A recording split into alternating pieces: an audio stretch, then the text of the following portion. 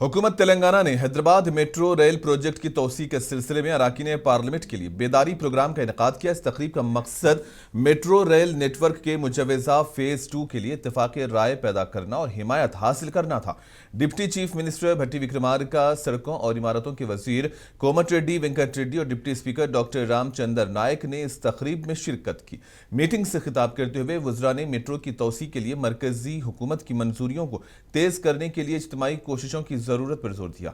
Meeting में कांग्रेस और BJP दोनों पार्टियों के अरकान पार्लियामेंट ने शिरकत की। कांग्रेस के अरकान पार्लियामेंट जिन्होंने शिरकत की, इनमें चामल्ला किरण कुमार रेड्डी, पी बलराम नायक, के रघुवीर, डॉक्टर मल्लू रवि, आर रघुराम रेड्डी, सुरेश कुमार शेटकर और इसके अलावा अनिल कुमार यादव शामिल थे।